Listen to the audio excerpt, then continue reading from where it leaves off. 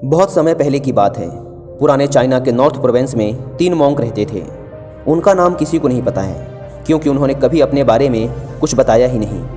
उन्होंने कभी किसी बात का जवाब नहीं दिया। चीन में बस उन्हें 3 हंसते हुए भिक्षुओं के नाम से जाना जाता था। वे तीनों सिर्फ एक ही काम करते, एक गांव में प्रवेश करते, बाजार के बीचों बीच खड़े होते और हंसना चालू कर देते। वे अपने पूरे अस्तित्व के साथ हंसते। अचानक लोगों का ध्यान उनकी तरफ खींचा चला आता और धीरे धीरे उनके चारों तरफ एक बड़ी भीड़ इकट्ठा हो जाती। वे इतनी एकाग्रता, तल्लीनता व संपूर्णता के साथ हंसते कि उनकी हंसी देखकर सारा गांव हंसने लग जाता। जब वो पूरा गांव हंसी के समुंदर में डूब जाता तो वे दूसरे गांव चले जाते। वे ना तो कुछ बोलते थे, ना ही कुछ उपदेश देते और ना ही कुछ शिक्षा। वे जहाँ भी जाते अपनी हंसी से ऐसा माहौल बना देते कि लोग अपने सारे दुख दर्द भूलकर बस हंसने लग जाते। धीरे धीरे चाइना के लोग उन्हें बहुत प्यार करने लगे और वो पूरे चाइना में फेमस होते गए 3 लाफिंग मॉन्क के नाम से।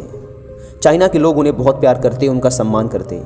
इससे पहले और उनके बाद भी कभी किसी ने इस तरह से प्रचार नहीं किया कि जीवन केवल एक हंसी होना चाहिए और कुछ नहीं।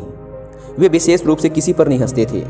वे बस हंसते थे जैसे कि उन्होंने ब्रह्मांडी मजाक को समझ लिया हो, जैसे कि उन्होंने ईश्वर के मजाक को समझ लिया हो, और उन्होंने एक शब्द का उपयोग किए बिना पूरे चाइना में इतना आनंद फैलाया जितना आज से पहले किसी ने ना फैलाया था। लोग उनका नाम पूछते लेकिन वे बस हंसते, तो यह उनका नाम बन गया 3 हंसते हुए भिक्षु, 3 लाफिंग मॉन्क्स। पूरे चाइना में घूम घूम कर लोगों को हंसाते हुए समय के साथ वे तीनों बूढ़े हो गए और एक रात जब वे एक गांव में ठहरे हुए थे, उन तीनों में से एक भिक्षु की मौत हो गई। पूरा गांव स्तब्ध रह गया। पूरा गांव बहुत ज़्यादा उम्मीद कर रहा था, क्योंकि उन्हें लगता था कि जब उनमें से एक की मृत्यु हो गई होगी तो बाकी जो 2 जरूर रोएंगे। यह देखने लायक होगा, क्योंकि किसी ने भी कभी इन लोगों को रोते हुए नहीं देखा था। जब सुबह हुई तो पूरा गांव इकट्ठा हुआ, लेकिन दोनों भिक्षु तीसरे की लाश के पास खड़े जोर जोर से हंस रहे थे। ऐसी हंसी जैसी उन्होंने आज से पहले कभी ना हंसी हो। गांव के कुछ बड़े बुजुर्गों ने उन्हें समझाने की कोशिश की कि यह आपका साथी था और इसकी मृत्यु पर आपको हंसना नहीं चाहिए। तब उस दिन पहली बार उन भिक्षुओं ने लोगों से बात की और कहा, हम हंस रहे हैं क्योंकि यह आदमी जीत गया है। हम हमेशा सोचते थे कि पहले कौन मरेगा, लेकिन इस आदमी ने पहले मरकर हमें हरा दिया। हम अपनी हार व इसकी जीत पर हंस रहे हैं। इसके अलावा यह कई वर्षों तक हमारे साथ रहा। हम एक साथ हंसे, हमने एक दूसरे की मौजूदगी, उपस्थिति का आनंद लिया।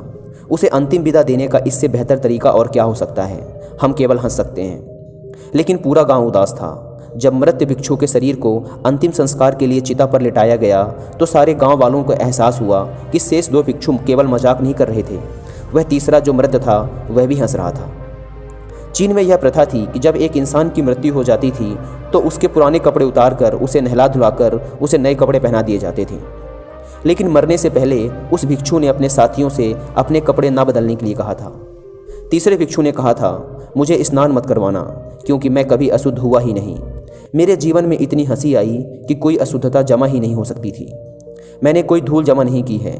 हंसी हमेशा युवा और ताज़ा होती है, इसलिए मुझे नहलाकर मेरे कपड़े मत बदलना।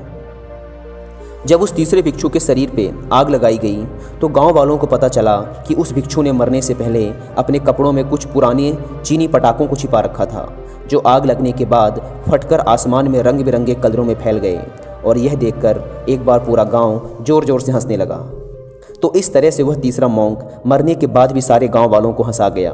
और यह देखकर शेष दोनों भिक्षुओं ने कहा, चालाक आदमी, तुम मर चुके हो, लेकिन तुमने हमें एक बार फिर हरा दिया। तुम्हारे द्वारा गांव वालों के चेहरों पर पैदा की गई यह हंसी आखिरी हंसी थी।